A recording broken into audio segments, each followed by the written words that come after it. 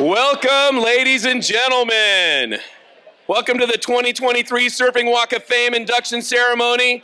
Like I said, we're stoked to have you. My name is John Etheridge, my sidekick here, PT Peter Townend.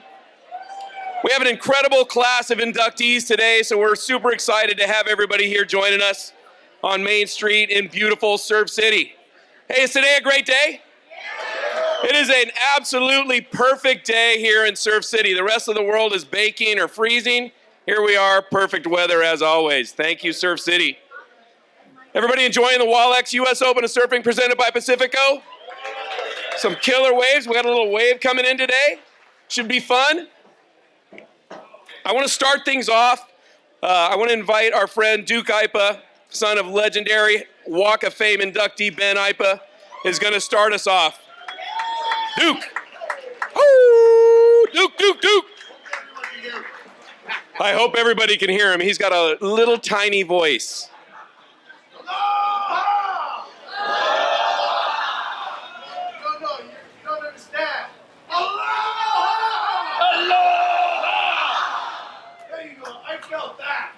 The blowing of the poo is a call to the divine, an invitation for us to gather together in this moment.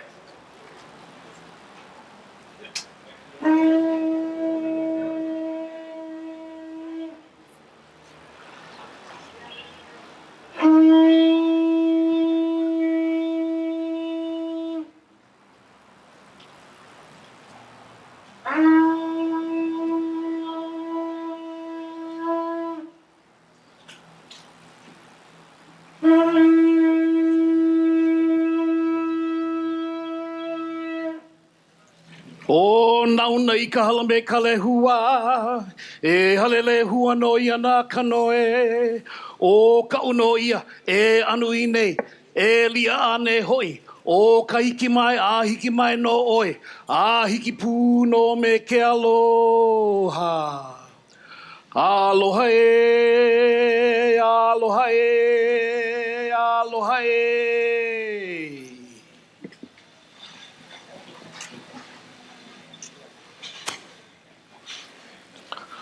Aloha ke akua I o ko kākou. Aloha ke akua I o ko kākou. Aloha ke akua I o ko kākou. Aloha ke akua I o ko kākou. Aloha ke akua I o ko kākou. Aloha ke akua I o ko kākou. Aloha ke akua I o ko kākou. Aloha ke akua I o ko kākou. Aloha ke akua I o ko kākou. Aloha ke akua I o ko kākou.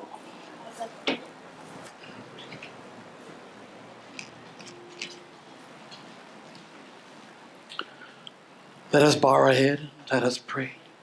E puli kākou. E ke akua. Ke akua o kanaloa. Aloha mai ia mākou. Hui kala ia mākou. Ko kua o ia mākou. Mahalo no ke ia la. Mahalo no ko o hana. Mahalo no nā me o ke ia la. Mahalo ke akua me ke aloha pu me hana. E kako e hele mau. Yesu no Christo. In Jesus Christ we pray. Amen, amen, amen. Thank you, Olohe Kalani Akui, dear friend of the Walk of Fame and of surfers everywhere. Thank you, brother.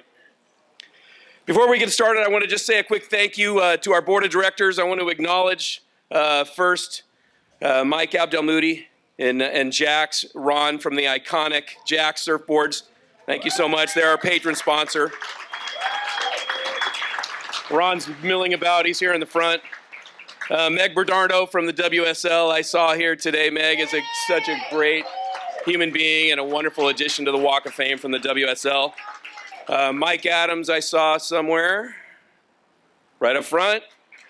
Gary Pitts is actually running security, so he's not wearing one of our normal shirts, but he'll beat you up if you get out of line. We have Tom Herbel. Tom is somewhere, right there. Jamie Strong. From the bid, Glenn Brummage.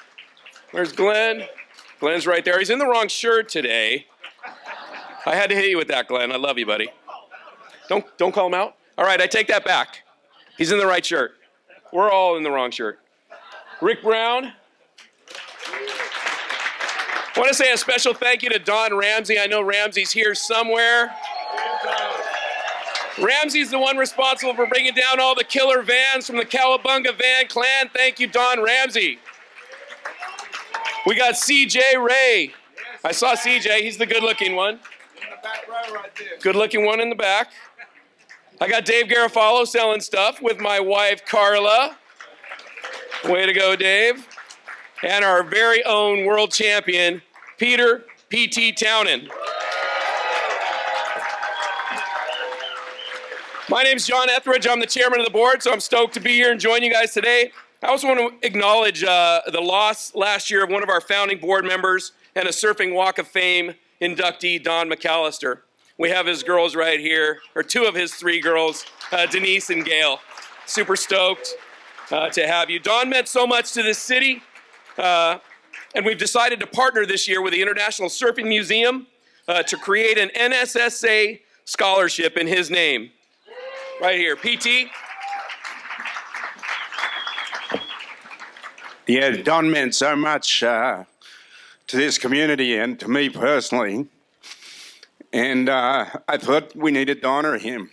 And so we came up with this idea that's similar to the Walter Payton Award in the NFL, in that we were going to choose a high school student in the NSSA that made the NSSA Nationals, as voted by their coach, to be given a scholarship in the memory of Don, and the award is called the McAllister.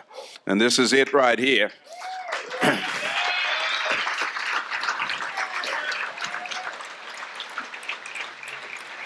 Our great friend and trophy maker, Dave Reynolds, did that incredible bust.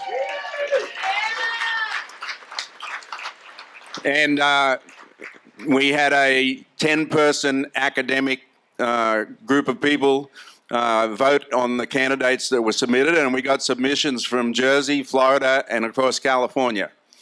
And our first winner is a young kid from Huntington Beach High, Cameron Youngsma, and I want to bring him up here right now.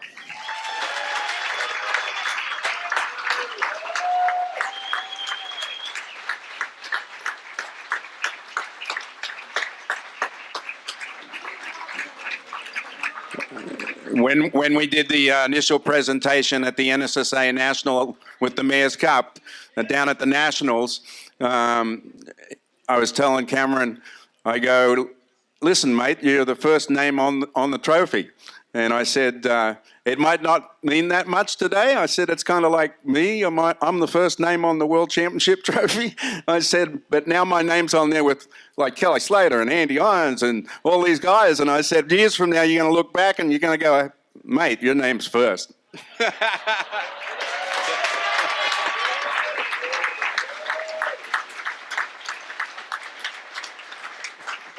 I'd like to say thanks to PT, the whole McAllister family for everything. Just super stoked, and Coach Verdone for nominating me. Everyone here, just thank you so much. And with this, I'll be continuing my education at Cal State San Marcos for surfing, and I'm just super stoked. Thank you, everyone. Johnny, get the photo with the McAllister. You gotta hold it.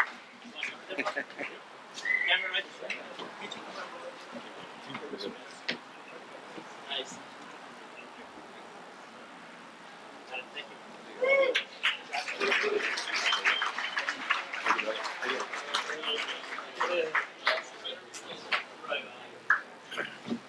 Don's going to stay up here with us. So for each winner each year, we have a smaller version of this trophy, and Cameron was presented that at the NSSA finals here in Huntington Beach. So super stoked for that. I want to thank our friends at the Audio Video Associates, Patrick Butler, his team, for doing the sound. 20 years of doing sound for the Surfing Walk of Fame. Appreciate you guys. A huge thanks to Matt Leffering and Greg Furlong back there in the back. They've been covering us for about 2 decades. Again, I've already thanked Jax, our patron sponsor. Thanks again, Ron. Special thanks to Ronnie Lyon Photography back here. He's our photographer taking pictures. I want to say thanks to our industry sponsors. We have O'Neill. We have the WSL. We have Rain Eyewear. We have Ren Spooner. I haven't seen my buddy Richard Bybee. There he is. Boom. All right. We have Costa Eyewear. We have Nixon Watches. And we have Stance. We want to thank them for all their help that they give us to help run this thing. It's a big undertaking, as you can imagine. We also have some community partners, the Huntington Beach Jeep Chrysler and the whole Auto Dealers Association. Visit Huntington Beach is right here. Where are they? There's Kelly. Let's see. And our friends at Pacific City. So super stoked. I want to say a welcome here to our city council. We have Mayor Tony Strickland. Next to him, we have Senator Janet Nguyen. She's not in city council. Diane Dixon, Assemblywoman Diane Dixon. We have Councilman Pat Burns. Thanks for coming, Pat. Councilman Dan Kalmick. Thank you, Dan. Great to see you here. And Councilwoman Natalie Mosier. Thank you so much. We also have, I saw our city manager, Al Zelinka. Boom. Hey, Al. Good to see you. We have our city attorney, Michael Gates, and his wife, Kelly. Stoked to have you. And I saw our fire chief, Scott Haberly. Boom, there he is. Our police chief was going to be here. His son was in an accident, so if you can send some good aloha spirit up to him and prayers if you're praying people, just a quick prayer for him. So I want to welcome up to the stage real quick Senator Janet Nguyen. Yeah, Janet.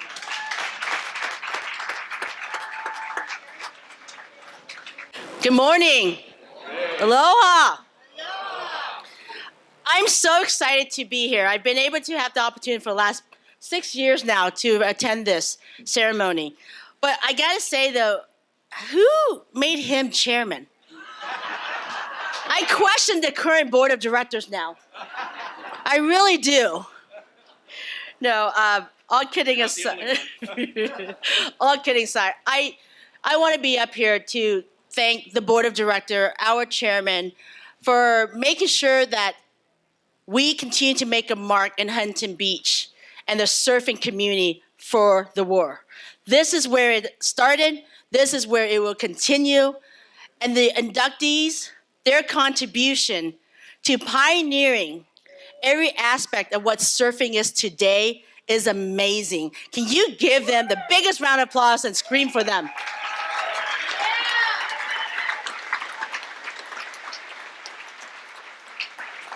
See, this is the first year that I get to stand in front of you, being a senator that represents the entire coast of Orange County. So from Seal Beach all the way to San Clemente, every beautiful part of Orange County coast that you can surf in is in my district, our district. And so it's exciting. And again, really thank you. PT and Jax always open up for us, making sure that we have this every year.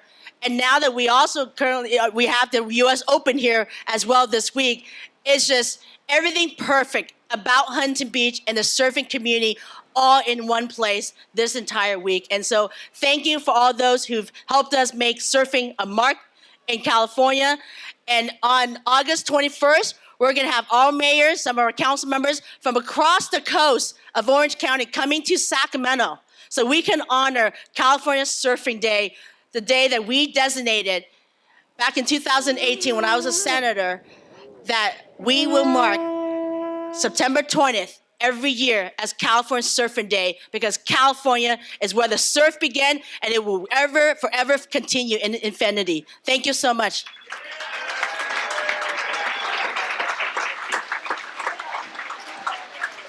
Thank you, Janet. I want to invite up our mayor, Mr. Tony Strickland. Let's give a big round of applause for John. How hard does he work for all of us? You know, I just gotta say, it's such an honor and privilege to be here. Welcome Huntington Beach, Surf City, USA. And, you know, there's no honor that I've had bigger than being mayor of Huntington Beach. And Huntington Beach is a special place. It is Surf City, USA, but it's a special place because of people like PT and John and all the people here. You're involved in everything. You're involved in the community. You help each other. This is a wonderful, wonderful community, and we're synonymous with surfing. And it's just a privilege to be here as mayor to honor all of our new inductees. But before I go forward, I also want to say I'm up here on behalf of the whole city council. Let's give the whole city council a big round of applause. Pat, Dan, you know, Natalie, they all worked so hard for us in City Hall, and we all worked very hard for you to try to make this even more special place. So with that, as mayor, as Pat Burns would say, have fun, have a great time. Thank you.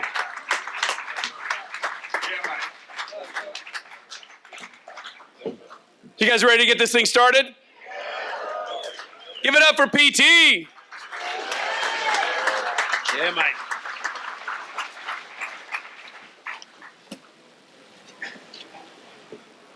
You know, every year when I do this, there's a good friend of mine makes a bet on the under and overs of how long it's going to take me to get through this. And it always, from the moment I get here, it's supposed to be an hour. So we'll see how we go, all right? But I don't take for granted ever.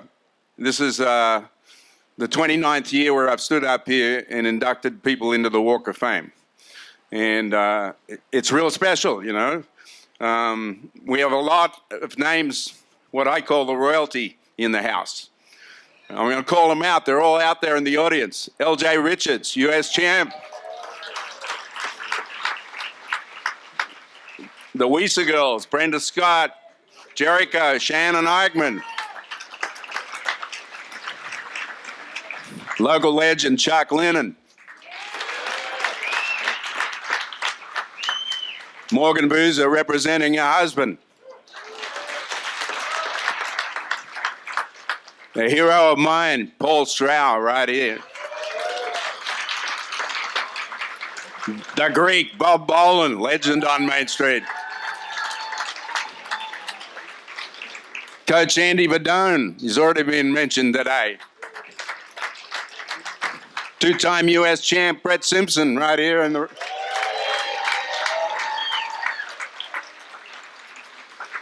Duke Iper for his dad, Ben.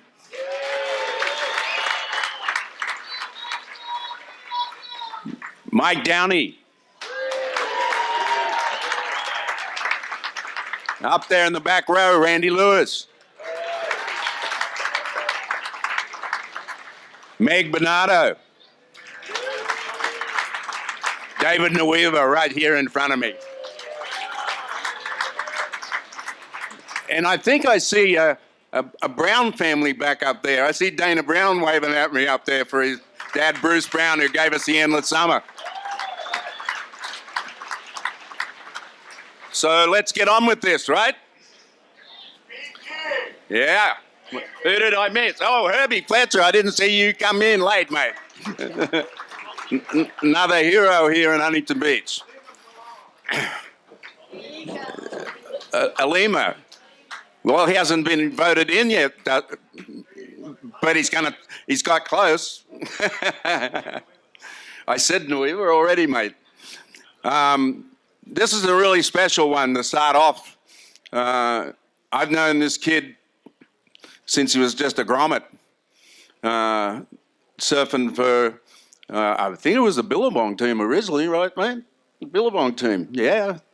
And unfortunately, we all know the story where he took a wipe out, his head hit the sand and was paralyzed. And since then, he's been a testament to a will to overcome, and he founded Life Rolls On, and we will surf again. And it's pretty incredible to think what he's done in that time, in that he's won 3 Adaptive ISA World Championships. He's been in the ESPYs on ESPN, which you can see right here, his little ESPY thing right Yeah, I didn't forget my laminates. These are my cue cards. And it's my great pleasure to bring Jesse Billhauer up here to accept honor roll.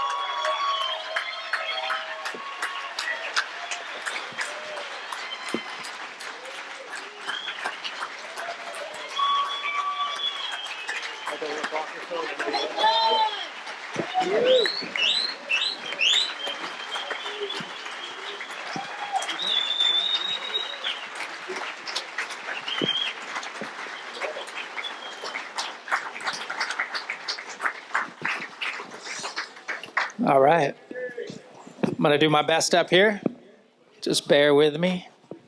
I just want to say thank you so much for coming out here today to support the Huntington Beach Surfing Walk of Fame. You know, I mean, today I'm going to call it the Roll of Fame. Good line, mate. So I guess it's only fitting that I'm on the honor roll, because I do roll. I know that's why they put me on that one. But, you know, I started surfing in 1988 in Santa Monica at Bay Street because of my friend Brendan Hearn and his dad, John Hearn. And in 1991, Paul Gomez with Billabong saw something special in me and introduced me to Bob Hurley, which turned out to be so much more than just a sponsorship. Bob turned into a huge mentor and inspiration to me. And I am where I am because of Bob, because he truly believed in me. He sponsored me for 30 years. And his sons are here today.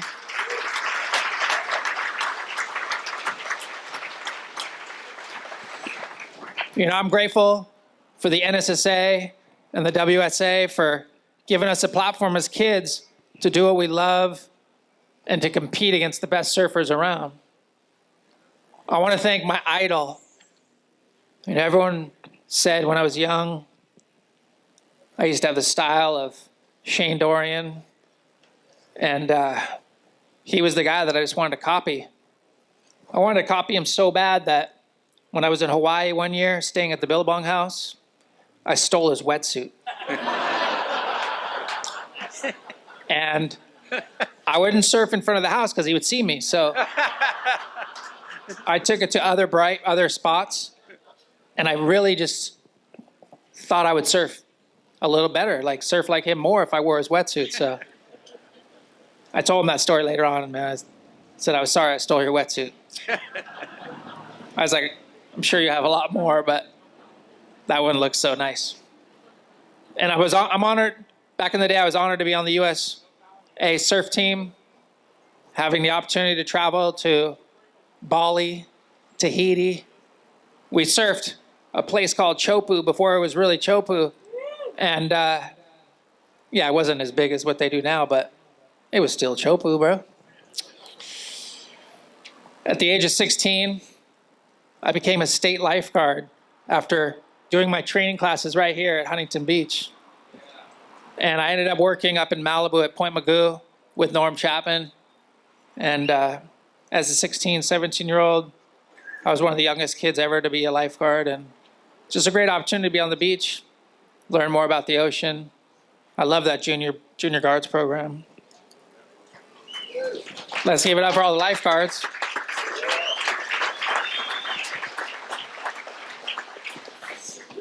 But it was a month before my 17th birthday, you know, that really changed my life forever. March 25th, 1996. It was the last time that I walked into the ocean and surfed, you know, as an able-bodied person. It's the last time I stood up on a surfboard. I just want you to take a moment to think about that. The last time I ever walked, I walked into the place we all love, the ocean. The ocean has brought us all so many of our fondest memories. And for some of us, there's just one memory that we would do anything to erase. But we can't. We can't take it back. My heart was broken, and when I was only 17 years old, what was I going to do with my life as a C6 quadriplegic? You know, I was a young kid in a wheelchair who has to depend on a caregiver 24 hours of 7 days a week. When just a week before that, I was traveling to Costa Rica, Mexico, Hawaii. And now I was in a wheelchair, not knowing my future, not knowing what I was going to be able to do or not be able to do. Was I going to be able to surf again? Was I ever going to have kids, go to college, be in a big feature film movie? All those dreams was what I wanted as a kid. When this happened to me, I couldn't even imagine my life without surfing. I told my dad, I'd rather be dead than be paralyzed. I couldn't live without it. I just want to thank the two guys that saved my life. One of my friends growing up, both of them growing up, Brett Sanson, Brad Stanley. Those are the two guys that pulled me out of the water when I broke my neck up at Zuma Beach. It's weird because my middle name's Brad, and one of the guys who saved my life is Brad, and yeah. When I was in the hospital, Kelly Slater came to visit me, and I just felt really special. You know, it felt like, here it is, best surfer in the world, visiting this kid, and I felt really good. 3 years later, in 1999, Rob Machado and some of my friends took me out on an adapted surfboard custom made by Al Merrick, and we surfed Cardiff Reef. I was nervous. I was scared. The waves were like this big, but when you're laying down on your stomach, everything else looks a lot bigger. And I was telling Rob Machado what to do at Cardiff Reef. He was laughing at me like, bro, this is my spot. I go, I know, I have to say something. I also want to thank everyone at Channel Islands Surfboards for making all my boards after my injury. They even have a Jesse Billauer adapted surfboard model so that people that are in wheelchairs or people who have disabilities can order a board just like me. Right on.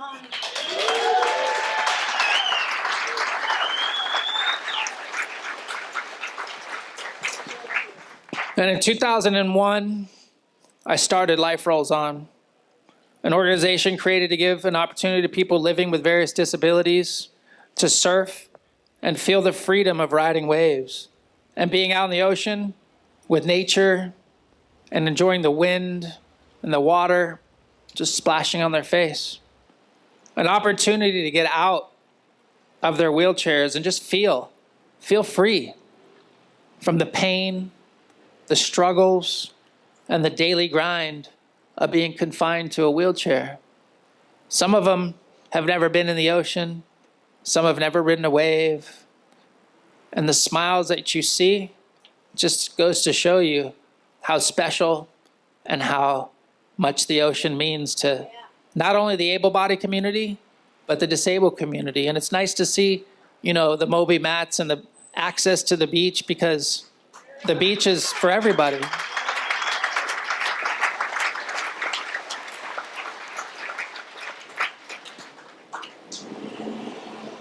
Life Rolls On's first event was at Topanga State Beach on September 11th, 2001, when the Twin Towers were going down. I was at my house watching the news in the morning, figuring that the event was going to be canceled, but we went to the beach, and I was shocked. I saw Laird Hamilton, Gabby Reese, Kelly Slater, Ross Williams, Dan Malloy, Tim McCurran, Taj Burrow, all them there to come support us for our first event.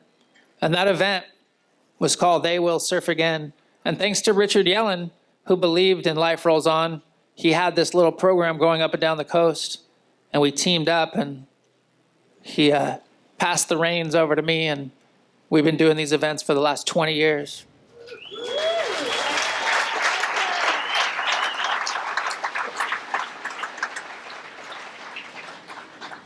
I remember right around 2002 era, I was approached at the Surfer Pole Awards from what I thought was a legend. And he is a legend, but after a couple drinks, I figured, why are you coming up to me, buddy? He came up to me and said, you know what? You're a huge inspiration, and I want to put you in my movie. And I'm like, really? Like, wow. Step Into Liquid. This movie reached so many people around the world, and it was the first movie to showcase adaptive surfing on the big screen. I owe so much gratitude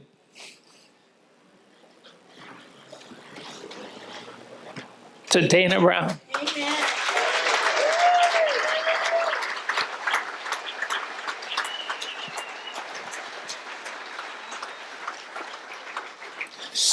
Yeah, man, he put me in a movie with all the top surfers in the world.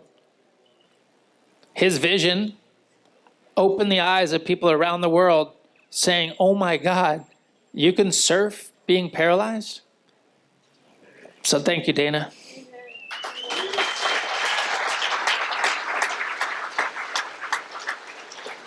People still come up to me and say, oh man, you were that guy in Step Into Liquid. And I was like, yeah, but it was because of Dana. And in 2009, a documentary movie on my life came out called Jesse's Story from Mark Jacobs, and that was an honor as well. For almost 10 years straight, from around 2003 to 2013-ish, 14, the U.S. Open of Surfing had a beautiful partnership with Life Rolls On, in which they invited me to put on a hand-selected adaptive surfing expression session just before the finals on finals day for 10 years straight. The amount of people that witnessed that and became inspired was incredible.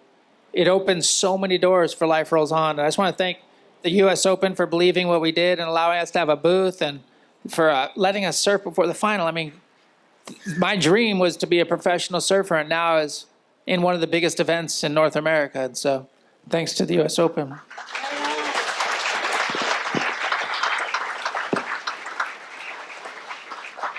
I'm not saying anything, but I think we were replaced by a longboard expression session, but it's all good, Joel Tudor. We'll talk about it. I'll put him in a chokehold. And in 2015, mind you, this is about 17 or 18 years after my injury. It was the first ever adaptive surfing world championships in La Jolla. I became, on the first one, that was my first World Adaptive Surfing World Championships. And I just want to say thanks to Evan Slater and Rob Machado for carrying me up on the beach like they do all the pros.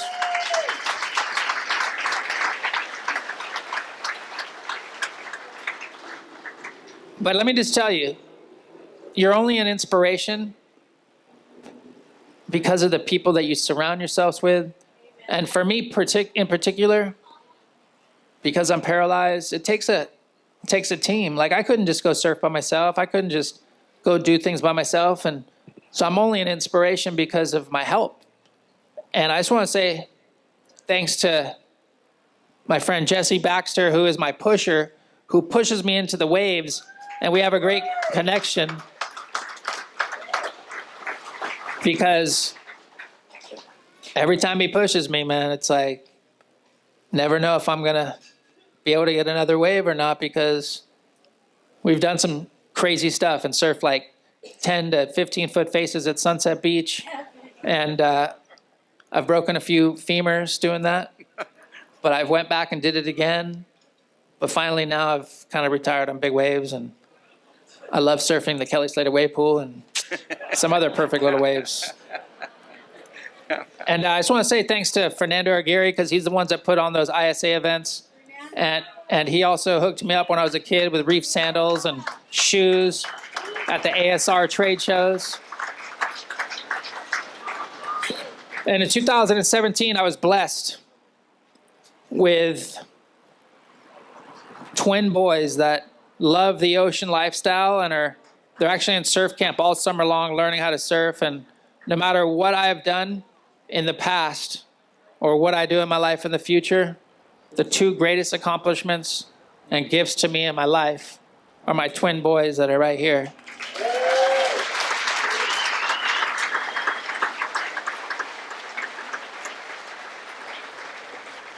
I always knew that my first child would be named after my idol, so the first one that came out is Dorian, and the other one's Nakoa, which means brave warrior in Hawaii, and he absolutely loves surfing, so I love you, little boys.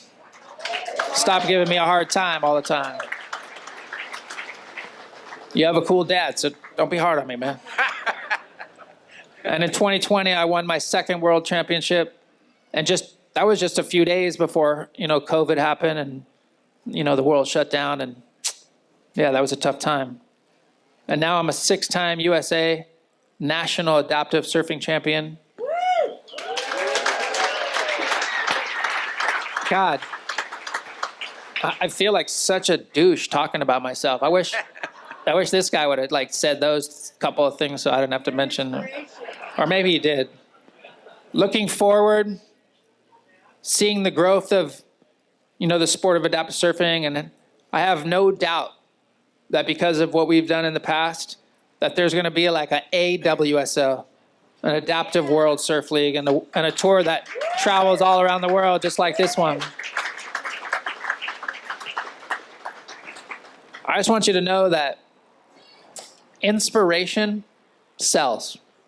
And I challenge the surfing community as a whole to look real deep into their hearts and realize the value in sponsoring adaptive surfers. What we do isn't easy, but it sure is inspiring. My hopes are that adaptive surfing makes it to the Paralympics in 2028. Let's start marketing these inspirational athletes now. You would be honored to have them represent your brand. Trust me. I'm looking for a sponsor.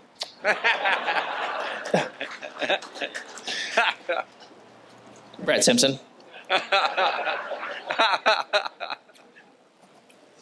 Or Florence. You guys could bid for me. I'm still young. So I encourage you to take a look at the Life Rolls On website and how you can get more involved. And if you are in a financial situation where you can donate money, just know that your money is going to be putting on adaptive surfing, skateboarding, and fishing events all around the country. And it brings hope, happiness, confidence, inspiration, and it makes dreams become realities in the lives of people living with various disabilities and around the world. I want to say thanks to my dad, my mom's husband, my caregiver, and everybody that helps me on a daily life, like whether it's, the coach of the LAFC, Steve Trundle, for getting me tickets, man, to bring my kids, to everybody who has a part with Life Rolls On, all the volunteers, all the people that show up. I have volunteers here. Raise your hand. You guys come to all the events. They run all the teams.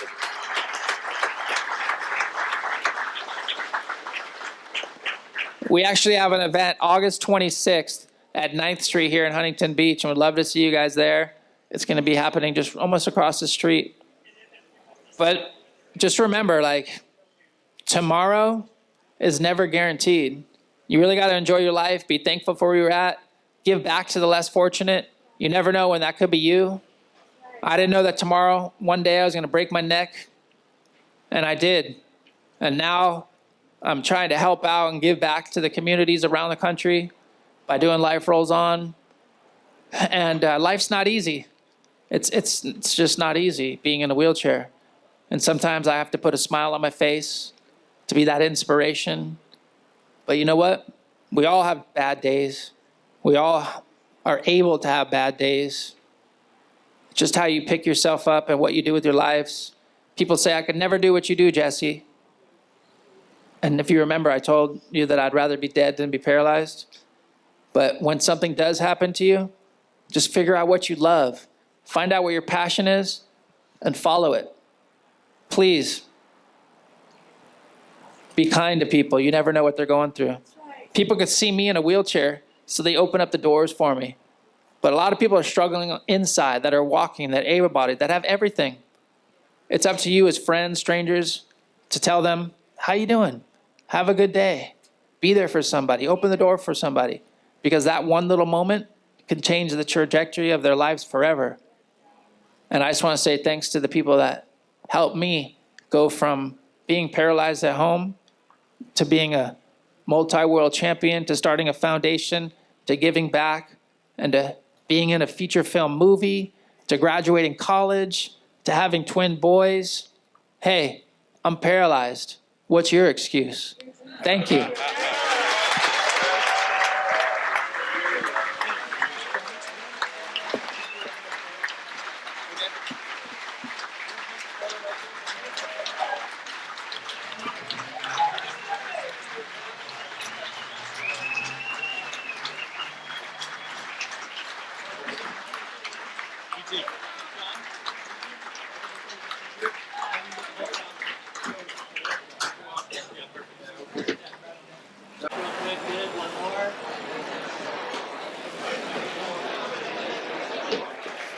What's your excuse? Okay, our number 2 inductee. You know, I love to do my little lamination.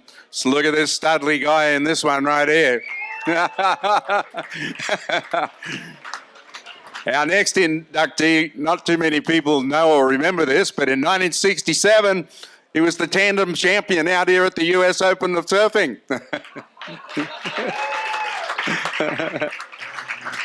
And of course, he was on the cover of Surfer magazine in the early days of Surfer magazine, and of course, opened one of the most iconic surf shops in California, Hanson's, down on PCH and Encinitas. We've all stopped there. It's my great pleasure to bring Don Hanson up on stage.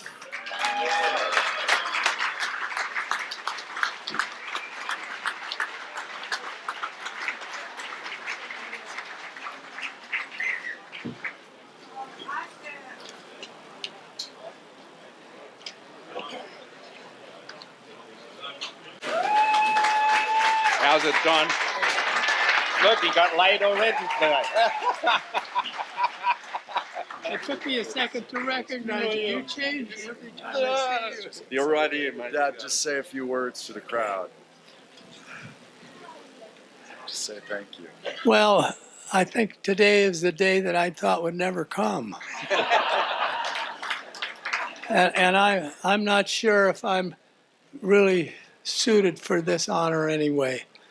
So I guess I'd just like to say thank you for all you the people that have helped get me here, and I think it's a great day today. So thank you very much.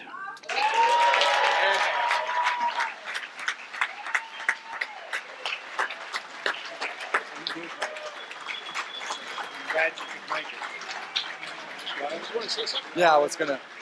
Hey, I'd also just like to say a quick thank you to Ron and Bob for helping with Don to get inducted in the Walk of Fame. He actually recently had a fall and is kind of fighting post-concussion syndrome. So normally he's a little more long-winded, but again, I wanted to say thanks to the Jacks boys and thanks for everyone to come support. So thank you. So we do one other special thing, and Yes. I'm not sure if Don's going to hang around for lunch. Dad. But Nixon does these beautiful engraved watches, and each inductee gets one. And so I'm going to give Don his right now. I think it's got your name engraved on the back, Dad. Does it get any more local than Chewy Madrigal?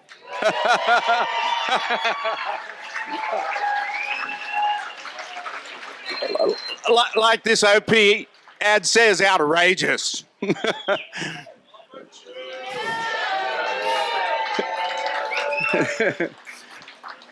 I've known my mate Chewy Madrigal from the first times I got here in Huntington Beach in the 70s.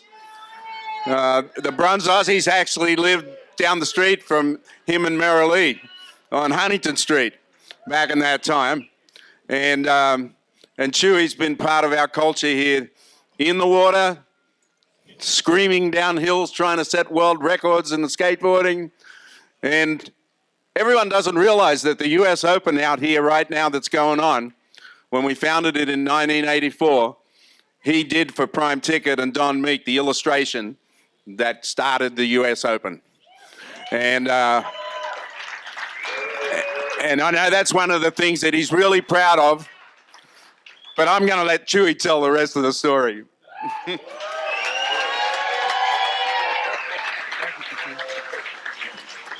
Hi, everybody. I'm glad you all came here to join us in these festivities. I got my family here, my grandchild. I got children, Blake, who is a very gifted person that just graduated from Columbia University. And her sister, Raylan, who happened not to be here because she's already practicing for the season in UCLA. So they're all very gifted young women. I have here my ex-wife, Marilee, who owns Marilee Swimwear,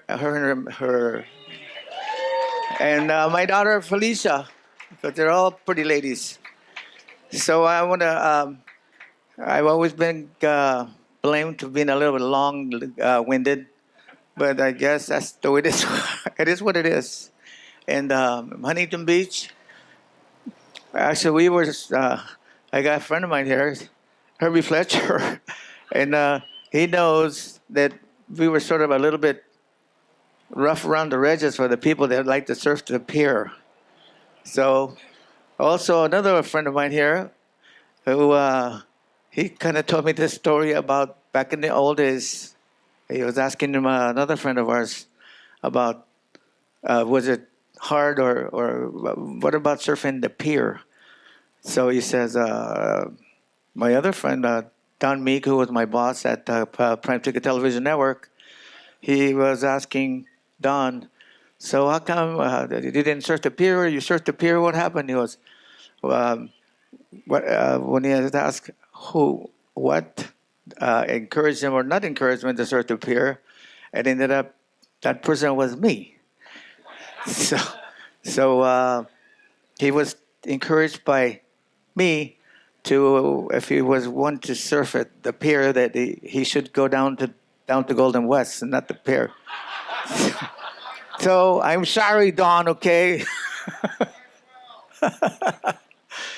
So anyway, I'm glad to have been a local at the pier. I'm glad to have been friends with all the mayors that came in, at least since I've been in Huntington. And what can I say? I want to thank some people.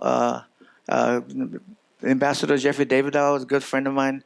He was the most senior diplomat in the diplomatic corps, and he was a good friend, and he was one of my mentors, as was Donnie Branker. That's the one that taught me how to do events, such as U.S. Open of Surfing. I want to thank PT and Ian. I haven't seen Ian today, but he said he was going to be here. Okay, so let's just say that he's here. And anyway, I thank PT, and I had a lot more people to thank. And our mayor, Don McAllister, here was a great friend of mine, a great friend of the surfer in the surf community here. I think one time my ex, Marilee, we were out there walking around, and Don McAllister was actually the first mayor that I know that was involved in the trash pickup. right here at the one side where we had the Golden Bear. He's a great guy, and I think that I was good friends of his. And I got to say something about our mayors. They've always been friendly to the surf community. You know, and so thank you. So anyway, before PT drags me off the stage, I guess I just want to say thank you very much once again, and thank you everybody. I had a lot of friends here that came and saw me today and joined me in this facility. So thank you guys. Love you all.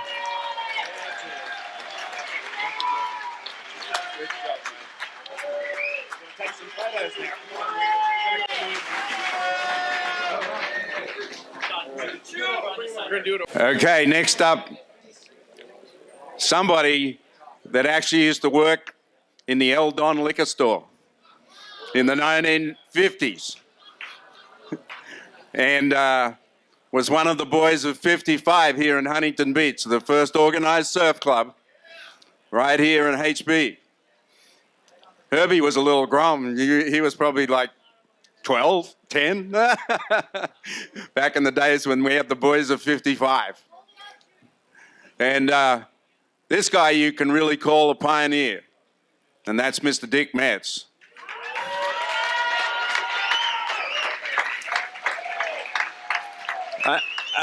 Unfortunately, those of you who know Dick Metz, at 92 he's still charging like crazy, but he's had a setback with he had to have knee surgery, and he got sepsis. And they had to redo the surgery. So now he's stuck in Aspen, recovering. He called me on the phone. He said, just get all my friends to go up there and talk story about me. I said, shit, Dick, that's going to be all day. So if you know a little bit about Dick Metz, of course, he ran the Hobie stores and then, of course, founded Surfing Heritage with his mate Spencer Crowell. If you want to see the history of surfboards, go down to San Clemente and visit Shaq. So the curator for Shaq, Barry Hahn, is going to accept on Dick's behalf.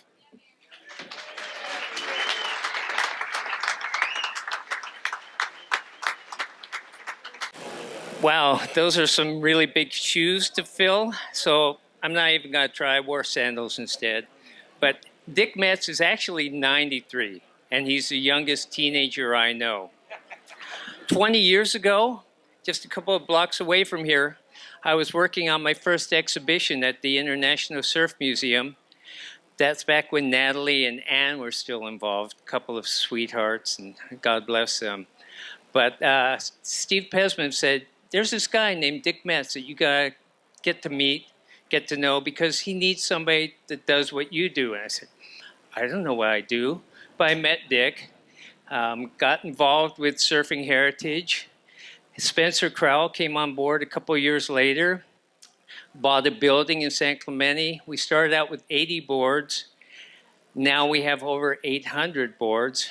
But before that, Dick and I shared an office that was actually a closet in an office. We had one desk, one computer, 2 chairs. Now we have an amazing collection.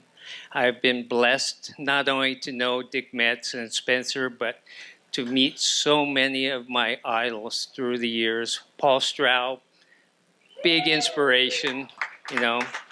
He lives the life of aloha. That's how we all should live. That's how I try and live. You all know Dick as a huge supporter of surfing. He's had his hand in so many different things. You can read about him in the brochure. I'm not going to bother to mention them all. But he also supports a lot of other really good philanthropic endeavors, things that you would not probably associate with Dick. He gives a couple of scholarships every year to students in Laguna who wouldn't otherwise qualify. But he feels that he wants everybody to have a chance. He supports Save the Elephants in Africa. He also is part of a Project Good that gives out scholarships and awards to other things. So he's a man of many talents, but he will never really tell you about himself. He has all his friends that will do that for him, and I count myself blessed to be among his friends. He's going to outlive all of us. He and Keith Richards will be the last two people alive on the planet, but I'm okay with that. Anyway, thank you all. He's very honored. He's very sorry he couldn't be here, but he appreciates the support, and so do I. Thank you very much.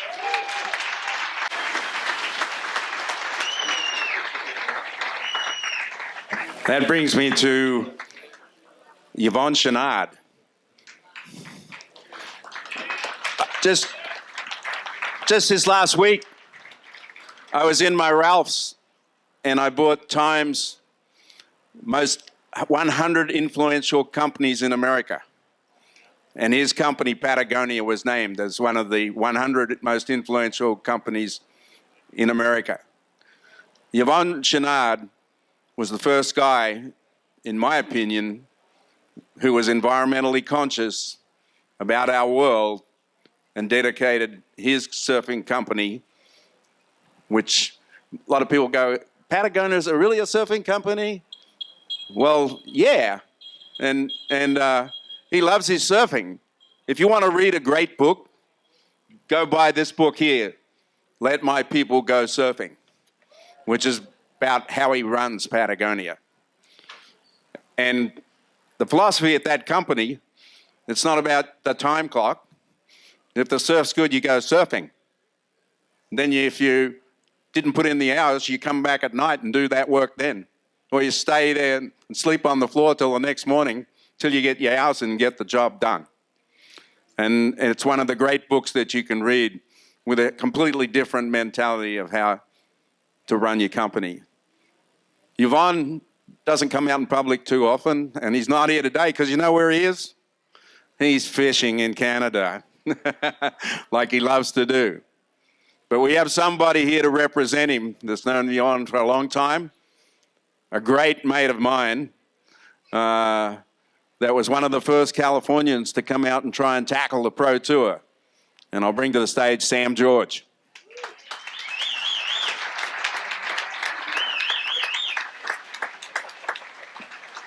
Yeah, Mike. Yeah, he calls me his mate now. In the 1980 U.S. Pro in Malibu, I had a man-on-man heat against PT, and he made me cry, literally. That was before they had an interference rule, and he was horrible on that. He could keep you from getting any waves in your heat. And after he did that to me, he was my hero. That's what made it worse. When I got to the beach, I sat down away from everyone, and I actually wept. So, but it's nice that now that we are mates. Listen, it's a real honor for me to have been asked to come and accept this for Yvonne. I remember a number of years ago, I'd read a story about Yvonne in a magazine. He seemed like a fascinating guy, and it mentioned, among other things, that he surfed. And I thought, well, he's probably one of those guys, you know, he does other things and he also surfs. But I thought I'd really like to meet him, so I set up a meeting with him. I worked at a surfing magazine, and I just ostensibly wanted to do an interview with him. So I drove up to Ventura, and he was very gracious. And I started asking him, well, so I hear that you surf. And he goes, yeah, I surf. And I said, wow, so, you know, how long have you been surfing? He goes, well, since probably like 1957. And I just went, what? Like, wait, when did you start rock climbing? And he goes, a few years after that. And I started realizing, wait a minute, he was a surfer before he became a world-renowned mountaineer and rock climber. I needed to know more about this. I said, so you surfed in the 50s? And he goes, yeah, sure. It was really neat back then. He goes, I remember one day in particular, January 10th, 1959, one of the biggest days of surf that's ever been recorded in the coast of California by surfers. And he said, yeah, I loaded my old balsa board in my car and drove down to the beach at Malibu, and it was just too big to get out. So I drove up the coast and Ventura, C Street, overhead, too big to get out. I kept driving north. Rincon, I couldn't get out. I go by El Cap. No, it was too big. He eventually snuck past the gate at the Hollister Ranch, drove all the way through, past Big Drake's, past it all, too big, too big, too big. He drove all the way to what we call the warning track, and that's Government Point, just east of Point Conception, stood there on the beach and realized it's still too big for me to get out, turned around and drove home to Burbank. And when he told me that story, I realized this is a hardcore surfer, and it really been one of the great privileges of me over the years to surf a lot with Yvon, and he proved that to be true. I remember he asked me in the early 90s to come and do a little consulting. They wanted to develop an area of their Patagonia company into the surfwear market. And, after I talked to some of the other people in the industry, they all scoffed and they said, well, come on, they're an outdoor company, as if surfing is done somewhere other than outdoor. But they go, what? They're an outdoor company. They're a ski company. They're a mountaineering company. I said, guys, let me explain something to you. When Yvon started his company, he deliberately put his headquarters 2 blocks from a quality right point break in Ventura. That was deliberate for him. He could have done it anywhere. I go, you get extra credit there if you surf on your lunch break. I went, they're way more of a surf company than a lot of people here in Costa Mesa, So it was sort of an eye-opening thing, and that, getting into the surfwear market showed what a dedicated surfer Yvon was. But really his biggest contribution, and PT alluded to it, was that he really was the first person to steer his company into that area that we now know is green, where you start sort of expressing your environmental consciousness through your product, through your marketing, and through the integrity of your company. And so he, over the years, Patagonia has really, beyond the world-changing efforts that they've made to protect the environment around the world, Yvon showed through his commitment, through putting his money where his mouth is and where his company is, that along with the high peaks of the Tetons and the granite walls of Yosemite and the snowy towers of Patagonia, he has shown that the ocean is truly one of those wild areas that he has cherished and dedicated his life to protecting. So I think, as quoted in this great profile of him in the pamphlet, no one other than Kelly Slater said, we need a lot more people like him in the surfing world. I'm just grateful that we have Yvon Chouinard. So thank you.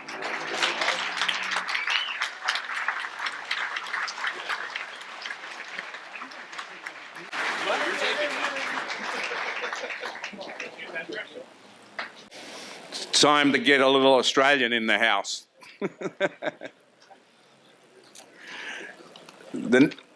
This is like back-to-back Aussies from Bondi Beach. I've known, I call them kids. They were freckle-faced groms from Bondi Beach, one of the most famous beaches in Australia. And they both became champions of the world. I remember little Pauline Mensoy, this little freckle-faced girl from Bondi Beach. She's what I call a part of a forgotten era that in the 90s, her, Lane Beachley, and Lisa Adams, the whole decade, the 3 of them won every Bells Beach, rang the bell in Australia, which is pretty amazing if you think about it. Unfortunately, she couldn't make it, but she sent us a killer video that Patrick's going to share with you right now. G'day, Pauline Menzies here from Australia. So excited to get inducted into the Surfing Walk of Fame. It's been 30 years since I won my world title. To be recognised now is awesome. Shane Horan, Bondi boy, well done. I'm very stoked to be inducted with you. Huntington has a special place in my heart. I remember when I won there one year, I had blonde hair, blue mohawk, glitter all over my face, and had the crowd spurring me on. And I was very thankful for that support. And Also, knowing now that a little part of me is going to be at Huntington Beach forever is awesome. Thanks, everyone. Cheers.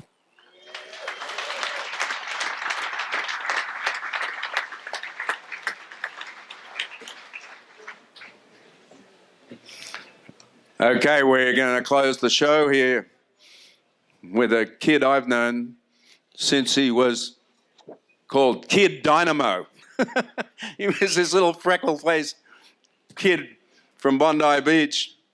And before I get him up here, you know, we got 3 beautiful surfboards over there that you can bid on. And I think at the moment, they're a steal. So if you're interested in a beautiful new longboard over there, get your name on the bid sheet. So back to this kid from Bondi. Of course, he was a member of the team that we created called the Bronzed Aussies. We ran a set of surf clinics, and one of them was in Bondi Beach, and he won it. And he became the first junior Bronzed Aussie. He was on the team when the Bronzed Aussies won the Caton Pro-Am on the north side in '79. Of course, probably the most important thing was he was the first pro champion at the pier. In 1982, he won the OP Pro with a 360 that rocked the world.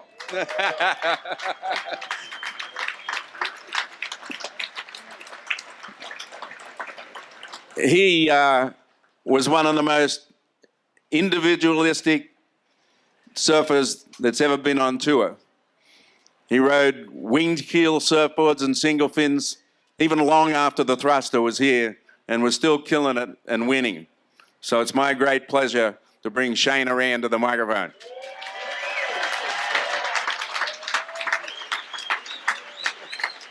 Woo! Had to take the glasses off to have a look. I'll just lift the stand up. I'm not as big as PT. Hey, firstly, I just want to thank all the team at the for the induction today for the Surfing Walk of Fame. I want to thank John Etheridge. He's turned me onto a car this week, and I've had one of the best times I've ever had in California. It's right up there. Yeah, it was fantastic.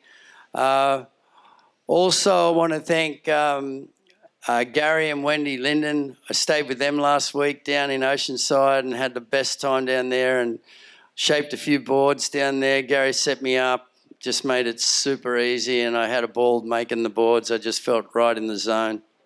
Thanks, guys. Also, I got a real close friend of mine here, Richie, and his son River.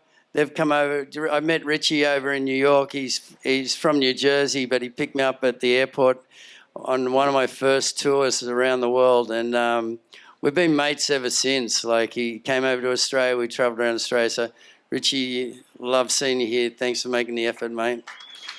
Also, I got Noel here. Noel's been a big supporter of mine for a long time.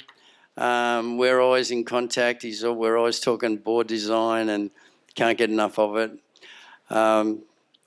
There's a lot of other people I'm sure I should be thanking up here, but definitely got to thank my lovely wife. She's made this trip just fantastic, Paulina.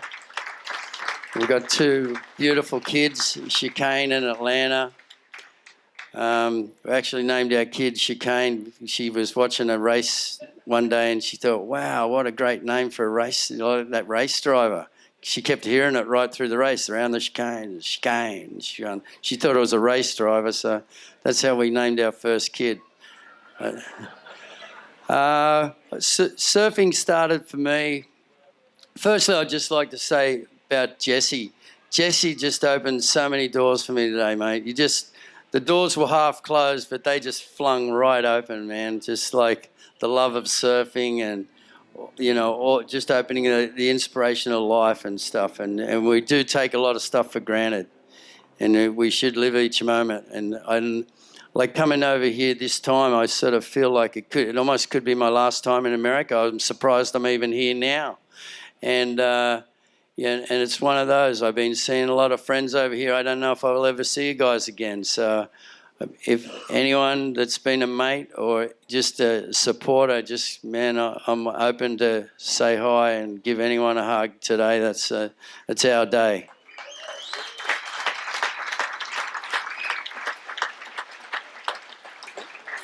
So surfing started for me when I was a kid. My parents said, "Oh, we're going to move to the beach," and I went, "Oh, I just hated it. I was a skateboarder, and I was about 9 years old, and Mum says, "Oh, we're moving to the beach," and I can remember running out the back gate, trying to get through this crack in the back fence, and she just grabbed me and picked me up and pulled me back, threw me in the car. Next thing I was at the beach. And then I just it didn't even take 5 seconds to turn the corner of where the place I'd love to be.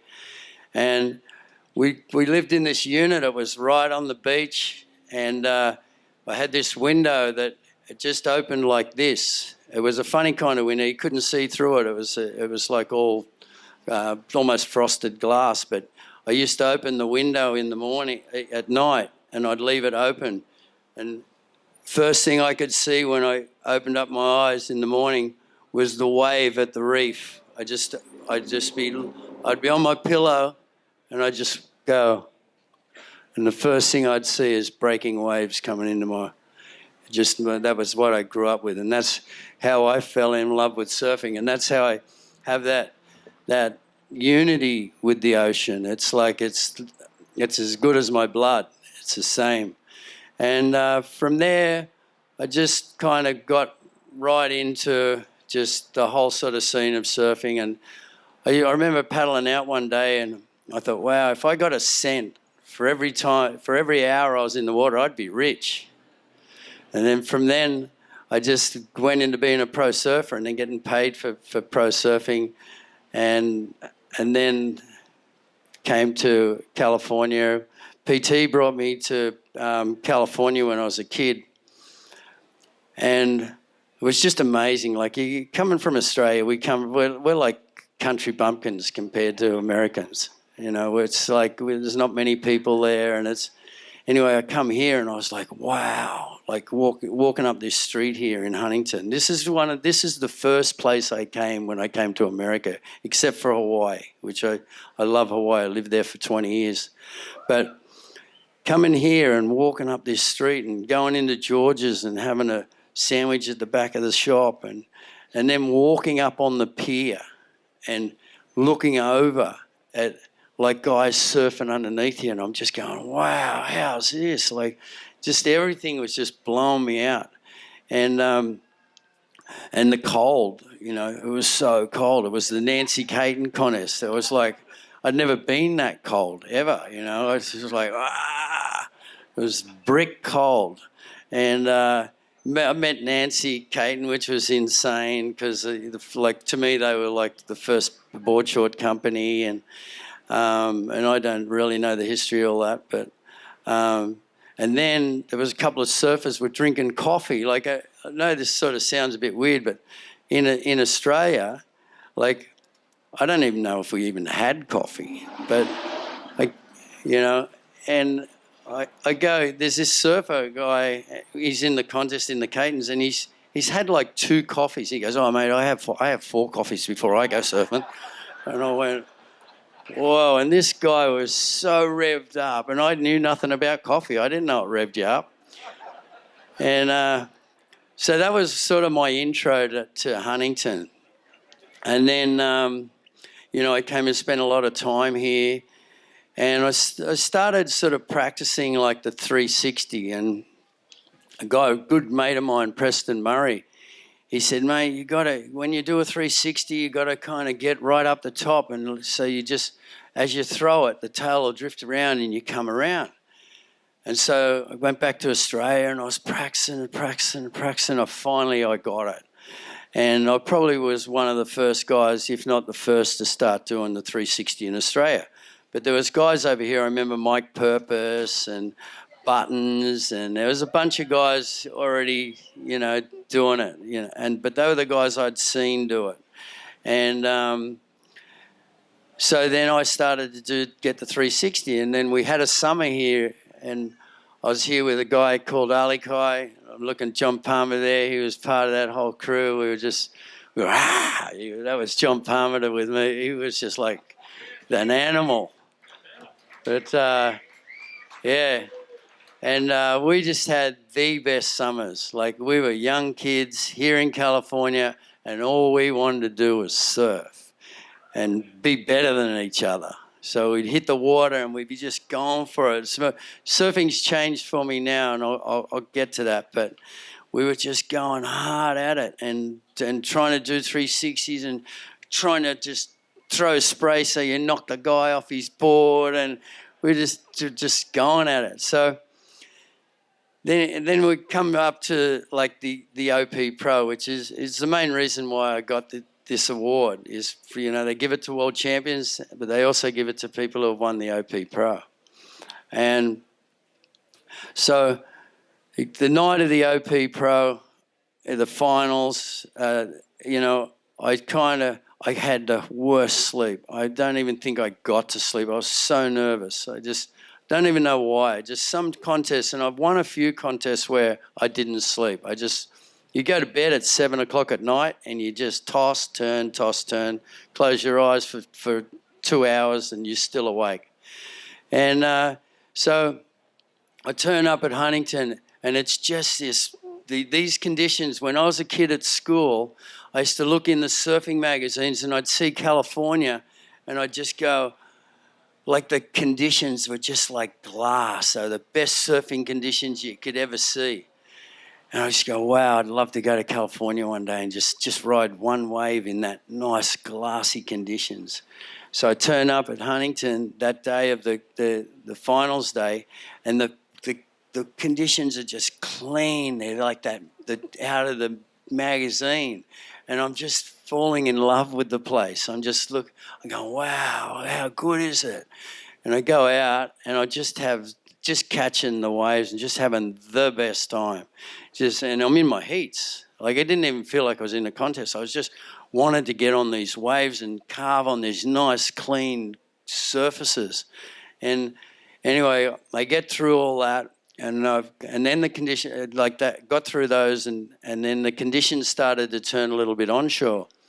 And I come up against Sean Thompson, and I just feel like there's a lot of support going for Sean here, and so there should be. He's been, he's one of my idols and heroes when I was growing up.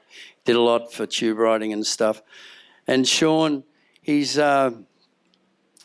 so he's got a lot of support, but I can feel a lot of support from me, from my crew, from us. Like we're wanting it. It's us that want it, and so I get it. I sort of getting a bit emotional.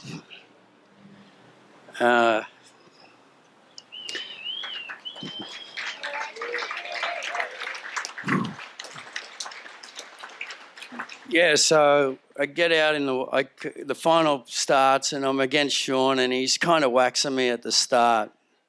Everything's going his way, and I've got Preston Murray's up on the thing, and he's telling me that the waves are here and there, but it's closing out. It's really hard to pick, and he's sending me here and he's sending me there, and he's going, this is the one, and you take off and it'd close out on you, and you go, oh, what's going on? And he's going. So anyway, finally this wave puts me into this wave, and it's a horrible wave. Things closing out, it's left. And I've been doing backside 360s for probably 2 months.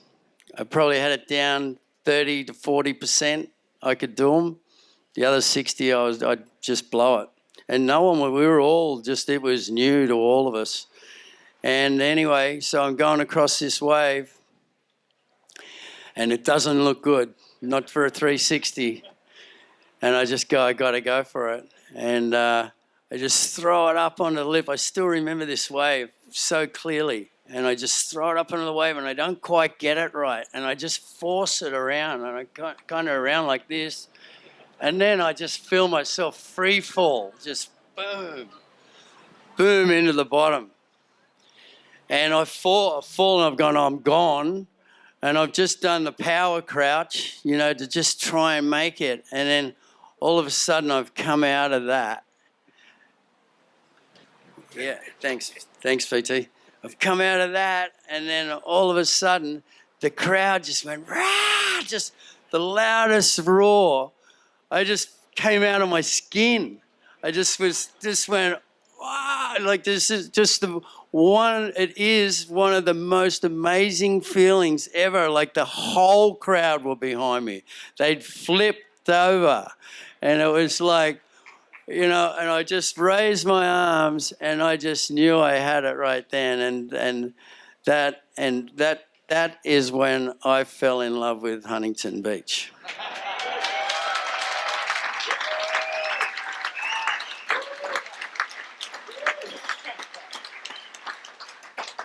So I got just one last story. I got into big waves in Hawaii. Look, there's so many things. I want to say this too. Duke Iper's here. Ben Iper came to me in a dream about 3 months ago and just sort of helped me out with my shaping of surfboards. And Duke and I have been sort of sending back messages for years now. I just want to say a big aloha, and you know, I really miss your dad, and I miss Hawaii.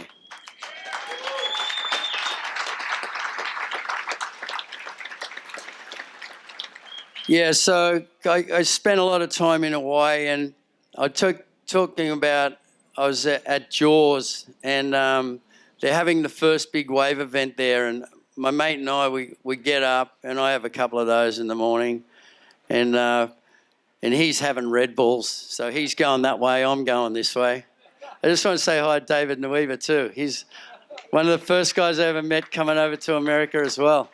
I met you in New Jersey. I remember we were over there for a contest. It blew my mind because I remember seeing him in surf movies on the fish. And it was in David Weaver in the semi-final. Aloha, brah. Cool. Yeah, so back to it is, getting into giant waves in Hawaii. So I'm surfing Jaws. They got the big wave event.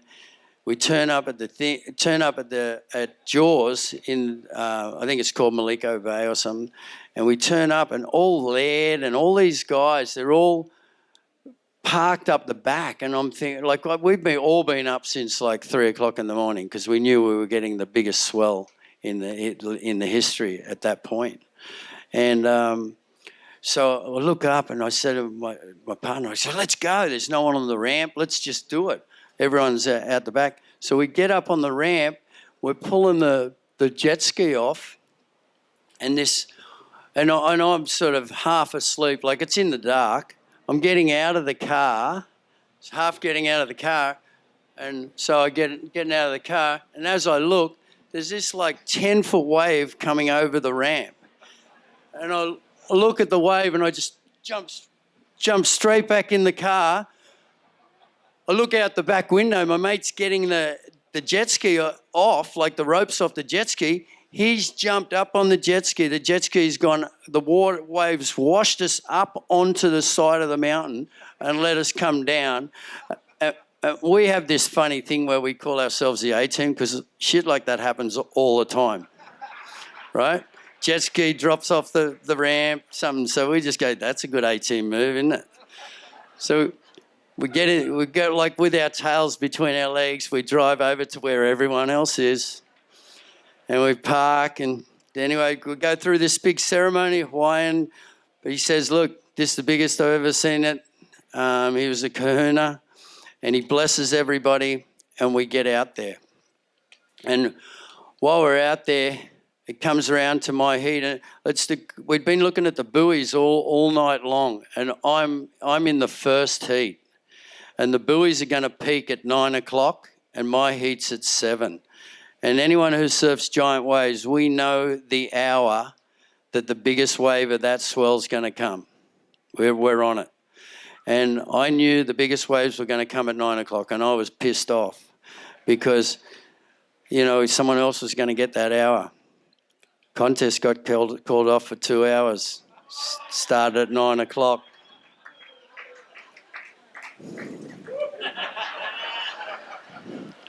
So anyway, we're out there, and you do this rotation with the priority, And I've got Garrett McNamara, and I had the other guy from Brazil. He was doing really good, never even heard of him. Still don't remember his name, but red hot surfer, and that's not being disrespectful. I just got a bad memory.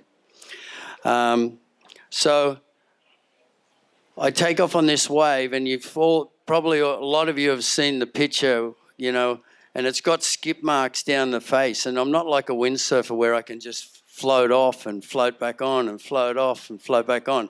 I'm like, hanging on like this, hitting these chops, just make the bottom of the wave. As soon as I get to the bottom, I fall, bang, and just get monstered, like murdered. And the jet skis, when you're out at Jaws, the wipeout is horrendous. You feel like you're going to die each time. And, you know, I'm surprised nobody has died out there yet, because it's no different to Mavericks or a lot of these big waves. You get tossed and turned. So my guy that I've got is a German guy, Robbie Seeger. He's a big, like Arnold Schwarzenegger. And I see him coming in, and I put my hand up, and as I put my hand up for him to pick me up, I get pulled back down in the turbulence. I got no air left. I've come up, got one breath, and then all of a sudden I'm going down in the turbulence, and I feel my hand's underneath the water. I feel his hand grab my hand, and he just picks me up. So I'm facing backwards. He's driving forward.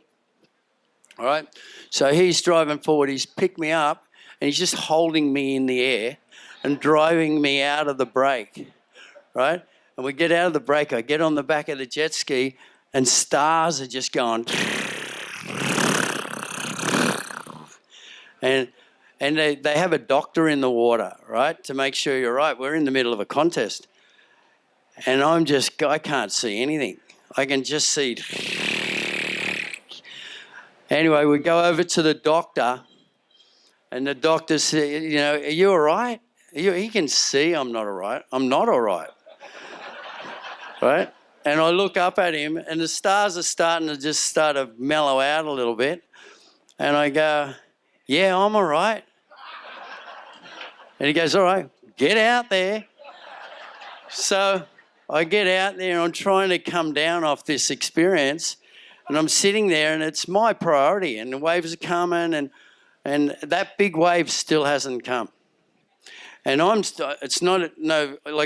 have probably, if I was okay, I probably would have used my priority.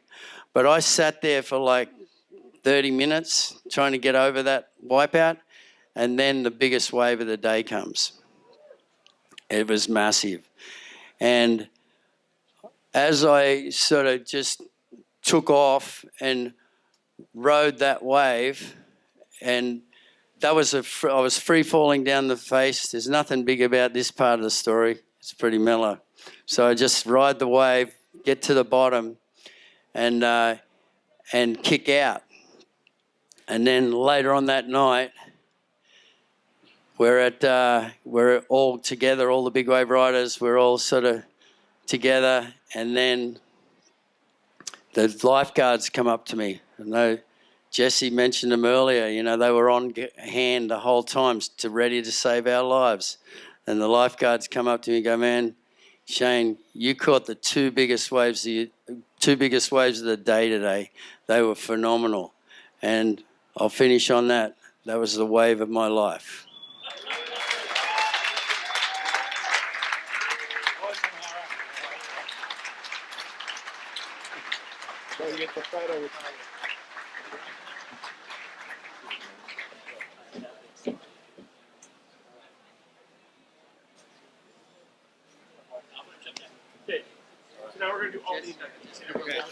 Okay, you guys. That brings to an end the induction day for 2023.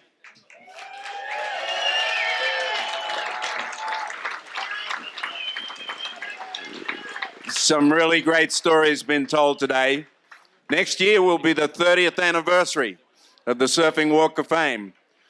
We now have over 200 people on the sidewalk of Main Street, which, if you think about it, is pretty incredible. And we'll be here next year with a whole new class. We'll see you then. Thank you, PT. Thank you, Surf City. We appreciate you guys. Thanks for coming out today.